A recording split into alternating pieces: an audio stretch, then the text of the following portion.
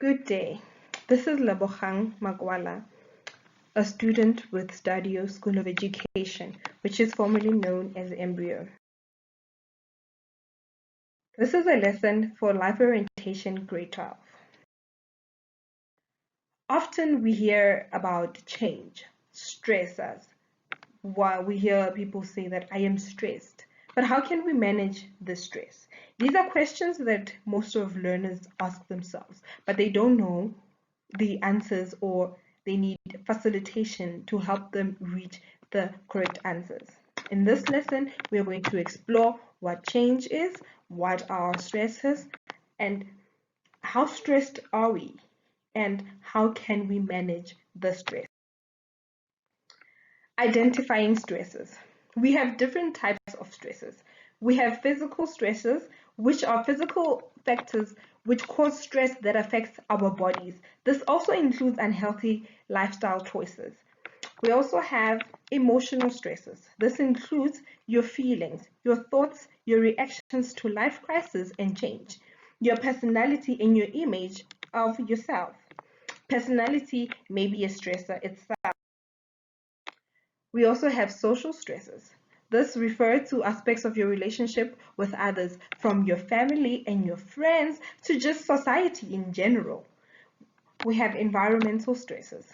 The environment is everything around you. It is where you live. It includes all the physical factors that may affect you. Your environment is your church, the things surrounding you, everything around you. We have positive to negative stress. Positive stress can help to find a creative solution to problems. Positive stress might create challenges that encourage you to take risks and make positive changes in your life. Whereas negative stress, which is what we call stress, when your stress becomes more than you can cope with, it becomes unhealthy, unpleasant, and can be dangerous, as one can harm themselves when they're going through negative stress. It can have a negative impact on your body and on your health. We have different types of levels of stress. We have low stress level. You are able to cope with the stress in your life and it is not derailing your life from its usual course. We have average stress level. You are still coping, but what is stressing you needs attention before your stress becomes unmanageable. We also have high stress level. You urgently need to apply stress management methods to reduce your stress or to get rid of the cause of your. We also have what we call coping mechanisms and or management techniques. When we talk about coping mechanisms or management techniques, we're talking about coping mechanisms is the way you act or think or behave that can help you to deal with the stress. It's we often hear people that when they're stressed or when they're going through something scary, they find laughing as a tool to deal with the stress, with what they are currently going through. We call that a coping mechanism. It is a tool that they can use at that time to deal and cope with the stress that they might be going through at that given point. So it's it's a means to deal with the stress that they're currently experiencing. So it's a mechanism, it's a tool that they are using in order to get through or to deal with the stress at that particular moment.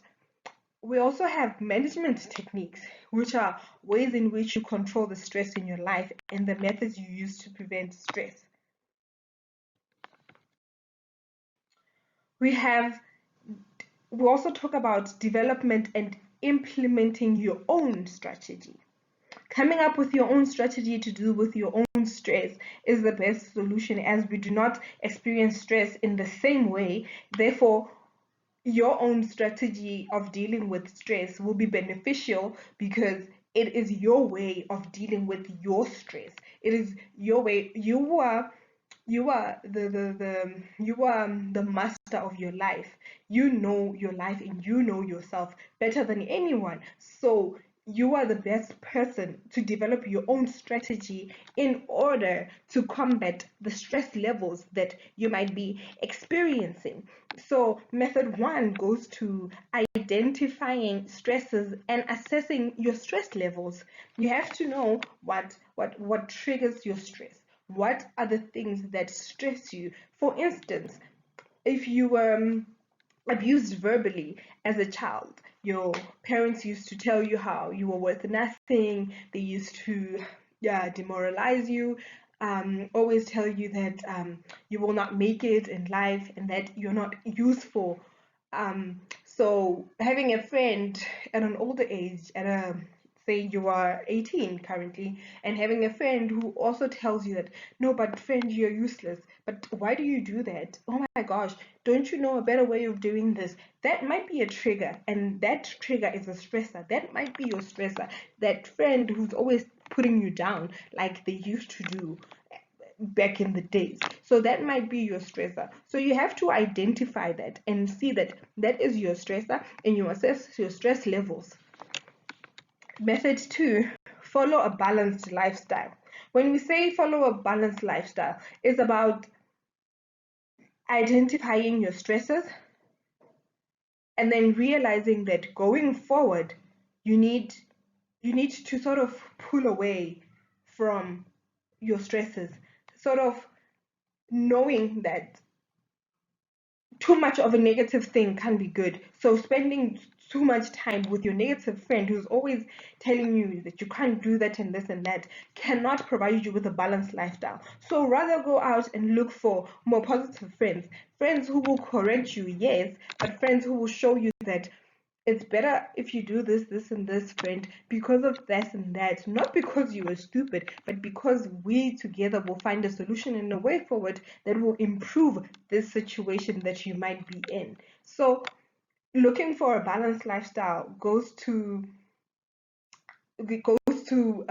finding things that bring balance to your life, like meditation, um, exercising to just relieve of the stress, staying away from the negative stresses in your life, from the negative people, from all the negative stress in your life. If school is stressing you and studying is stressing you, then finding a balanced lifestyle would mean studying for 2 hours, taking a break for 30 minutes, studying again for 2 hours and taking a break for an hour. That would mean a balanced lifestyle, because yes, you are still studying for school, but you are also taking to time out to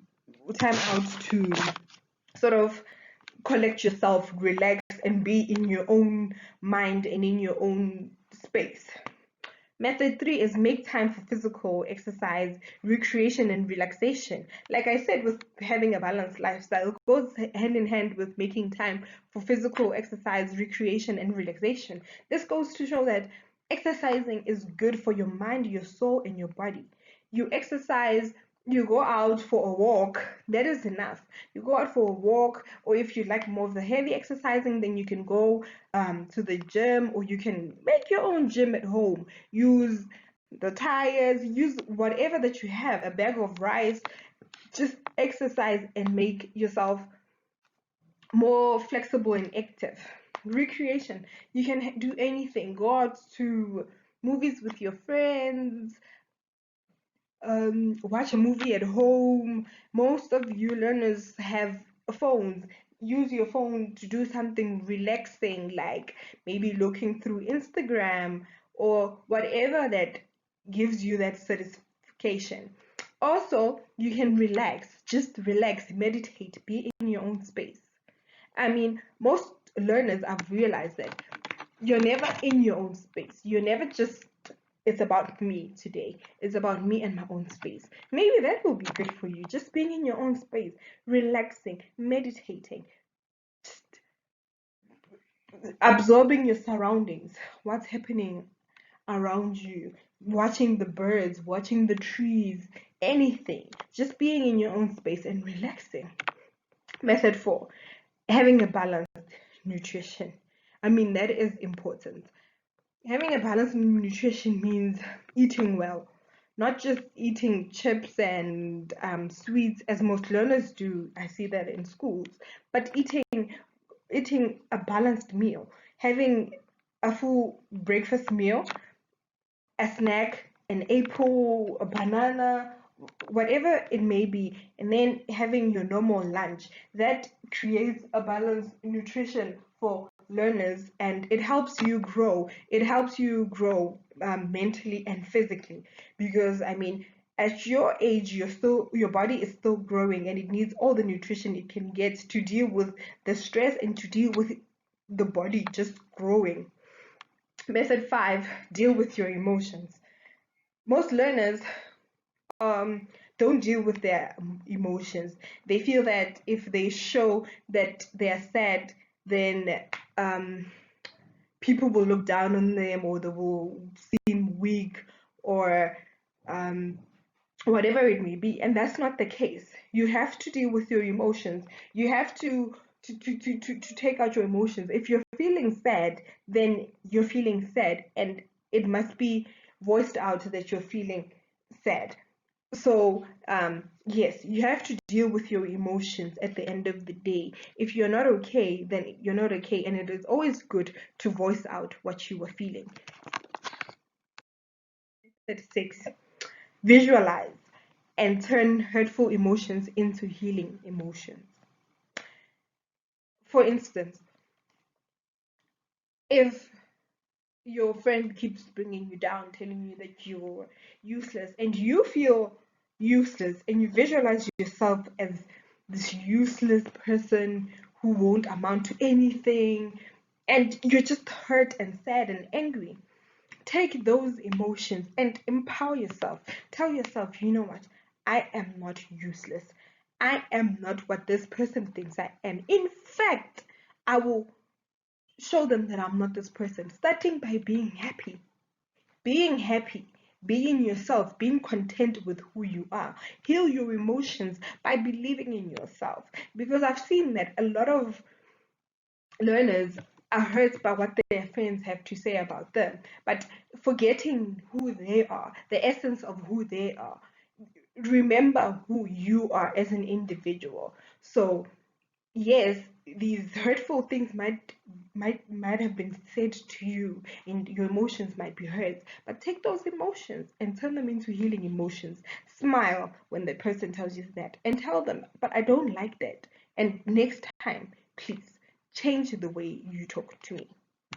Method 7, laughter. Like I had said previously, laughter is a coping mechanism. Sometimes it could be a negative mechanism, because then you would laugh everything off, but when you're alone, it comes back to haunt you. But I wasn't laughing because I found it funny, but I was laughing because I was sad. But also, you could use laughter to your benefit, because if you laugh it off or shrug it off, probably that person won't do it again, because they feel like you don't care about what they say, and they don't get to you, and they don't hurt you. So most probably sometimes it will help you in that sense. And laughter can also help you in the sense that you get to laugh off the bad things, the negative stresses. You get to laugh them off and just be happy in that time. Just like when you're going through some grief, that's also a stressor. Going through grief, laughing gives you that comfort to know that yes, even though I'm going through this tough and emotional period, but at least I can still laugh. I can still find things funny. Laughter heals us. Laughter does really heal. Going forward, method 8 involves time management. Managing your time is so important, because another stressor for learners is time management. If you have an exam that's due, that you have to write tomorrow, and you only start studying tonight, I mean, that is going to stress you, and that is going to put um, more more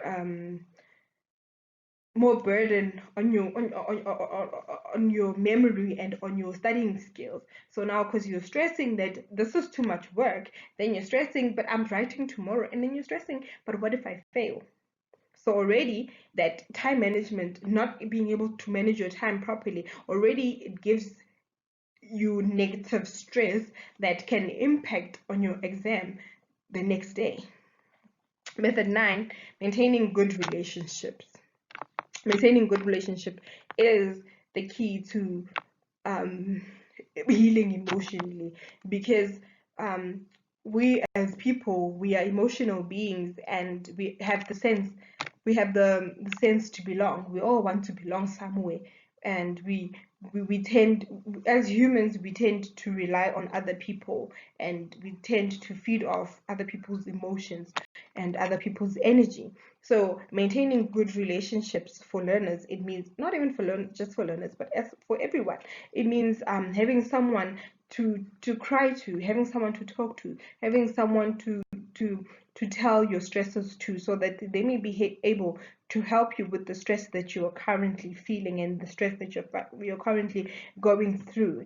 So having good relationships honestly does help us navigate life and navigate our ways. Method 10, embrace the challenges of grade 12. I mean, grade 12 is a very difficult grade, because not only does it have a lot of work, but it's in a short period of time. More especially this year when we have coronavirus. We had 3 months of not going to school, and that has impacted on the challenges of being in grade 12. So not only is your time restricted, but you feel the pressure of not knowing what next. So embracing the challenges and being able to say, okay, I do realize that this is a challenge. How am I going to deal with this challenge? Is a way forward for you to turn this negative stress into a more positive stress. To say, yes, this is a challenge, but I'm going to embrace it head first, so that I can find a solution, a better solution to this challenge. Method 11, apply exam stress reducers. One of exam stress reducer could be studying on time, going back to time management, having a timetable to say this time you're studying this subject, this time you're studying this subject, allocating time for each and every subject, and making sure that you also get time to rest, and just giving yourself time to rest as well is so important. You can't just study the whole time and not rest and not be your own self. So it's important, yes, to study, but it is also important for one to have time away from the the workload. So we have different conflict. Conflict is an emotive. It's a sensitive and it's sensitive and is related to feelings. It is an emotive concept which people experience differently. So just because you're fighting with someone, just because you're in an altercation with someone, you guys will not experience that altercation in the same way. You might find that, but it wasn't a big thing. It was just a small argument. But for that person, it was a personal attack. That person felt that this was just a lot for me, and I can't take it anymore. We also have interpersonal conflict. Interpersonal conflict area of our lives focuses on our relationship with others. In order to resolve interpersonal conflicts, we must know what others expect of us and respond to those expectations to the best of our ability, while maintaining our own integrity. So with interpersonal conflict, it is about what others expect from us, but also we must stay true to who we are. Interpersonal conflict is the area of our lives which focuses on our relationships with ourselves. It includes our feelings and imagination. In order to resolve interpersonal conflicts, we must understand our internal conflicts. When we resolve our interpersonal conflicts, we become more balanced and more powerful. And it goes back to you having feelings of being useless. So in your mind, you constantly are fighting that, but I'm not useless, but they said I'm useless. So that's an interpersonal conflict. That's a conflict where you are you are fighting your own feelings and your own imagination, your own understanding of who you are. So in order for you to overcome that, you have to realize and sort of come to a balance to say, um, I'm not useless. Conquer that conflict within yourself to say I'm not useless and I am worth something going forward. That will give you a more balance. That will give you more balance, and you will become more powerful as an individual. There's 6 steps for resolving conflict. The first step being mapping the conflict to resolve intra and interpersonal conflict. The second step, use I sentences to resolve interpersonal conflict. Number 3, apply assertive skills to resolve interpersonal conflict. Number 4, use listening and rephrasing skills to resolve interpersonal conflict. Number 5, apply self-control skills to prevent and resolve inter and interpersonal conflicts. Number 6, apply negotiation and mediation skills to resolve interpersonal conflict.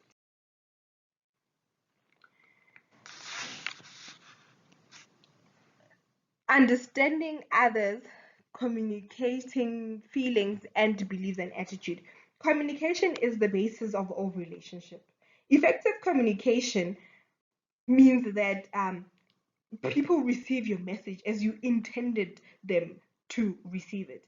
So when I effectively communicate something, I want people to receive the message as I intended to educate it, to it I intended it to be communicated. Just like in this lesson, when I'm communicating about the stresses change that one goes through life, I'm intending for the grade 12 learners to receive my message as I intended it um, when I first drafted the slides. It also means to listen and understanding each other. Listening to each other and understanding each other is also very important, because there's a difference between just listening and understanding. Listening goes to, what is this person saying? What could this person possibly mean? It's not about how you interpret it, but it's about understanding what I am saying to you and what I am trying to get through. Factors that influence effective communication are personality. Extroverts are better able to communicate, whereas introverts can communicate less effectively. Confident people are more likely to speak out about what they see and feel effectively. Intimidating personalities can make people less likely to communicate with them, because when someone comes off as strong, most people find it very intimidating for them to voice out what they are feeling. So the stronger personality takes over, and the, I don't want to say weak, but the less dominant personality then suffers and they can't communicate what they wanted to communicate. Attitudes and values can also influence communication. People who have an open attitude and listen are more likely to get cooperation than people who are critical. People who have a negative attitude will convey this by their tone and body language, and thus will hinder effective communication.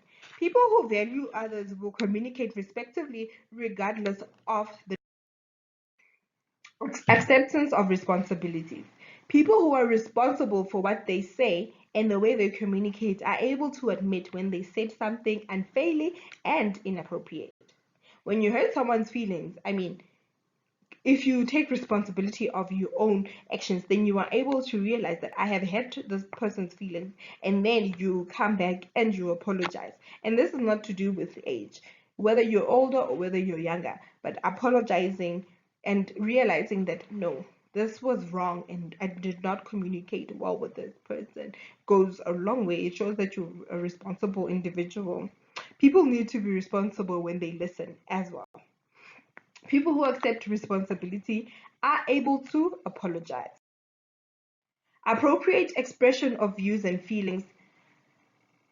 Acceptance that people may have different views. People may have different views from yours, and that is still okay. You have to accept and you have to um, respect the person's point of view. Honest but still appropriate in expression of views and feelings. Must understand there is an appropriate way in which to communicate in different situations. Respecting the feelings of others. Respectfully understand that different cultures and religions communicate differently. Empathy shows respect for others' feelings. People who respect do not dismiss other feelings as unimportant. Do not. There are different types of change in one's life. Change could be it could be a relationship change where there's the birth of a new sibling, or where you're you're not friends with your best friend anymore and your best friend has found a new best friend. There could be work changes, starting a new job, or being fired from your job. Material changes, starting to earn money. Changes in life, in living arrangements, moving houses, moving from your house, getting married, and going to live with your husband. Or it could just be you moving from home to a res next year. Social changes, making and losing friends. Body and health changes. Could be pregnancy. It could be that you were sick. It could be that you have the coronavirus. That also is a health change that is so scary at this time in point in where we are as a country, as the world. Psychological changes, going for psychotherapy, going for therapy, going for feeling that you are depressed, that's also a psychological change. Spiritual changes, having a religious experience. Habit changes, breaking a habit, like smoking, drinking, because now, I mean, the lockdown is also forcing that change. Um, Wider changes, such as political changes. So there are positive and negative aspects of change. Feelings that can be experienced when leaving school. Learners tend to feel angry, some excited, some will feel isolated and lonely, and for most of you, you will feel overwhelmed, pressured by the expectations of your family, sad, stressed, worried, uncertain, or confused about the future. In order for one to make the change a lot easier for them, they should allow themselves time to settle and adjust. Keep in touch with your school friends, keeping up the other routine things in your life. Create your own space and personal lifestyle plan to promote quality of life. Common destructive ways to react to stress: drinking too much alcohol, filling up every minute of the day to avoid facing problems, overeating or eating too little, procrastinating, sleeping too much, smoking, spending hours in front of the TV or the computer, taking out your stress on others, using pills or drugs to relax, withdrawing from friends or. Thank you so much for listening to this lecture. I really hope that that um, this lesson has helped you a lot, and it will help you going forward. So going forward, if you have any questions, please do post them to me. Thank you so much.